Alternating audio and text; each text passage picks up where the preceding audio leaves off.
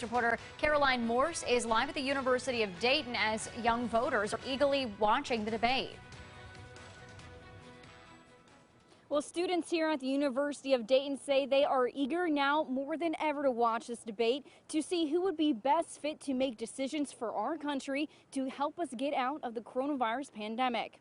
It's important for kids my age to vote in this election just because it's one of the most pivotal elections in U.S. history, I believe. All eyes were on Cleveland Tuesday night, with millions of people watching the presidential debate between President Donald Trump and former Vice President Joe Biden, including the University of Dayton's campus. It's one of the ways us as U.S. citizens can control who's in power, who represents us on a global scale. According to the university's admissions dashboard, only half of their students are Ohio residents. Students are encouraged to not travel back home due to the pandemic, but some who are voting by mail say they are not worried. I'm not concerned about voting by mail at all. I'm voting by mail.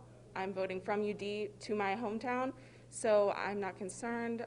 Voter fraud is very high risk, low reward crime, and I'm not concerned about any of the issues with misrepresenting myself.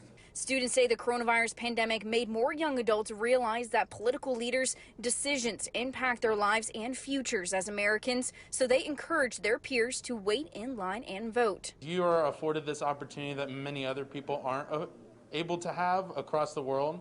So I think you turning that down really is, I think, in my opinion, offensive to what our forefathers fought for and founded this country upon.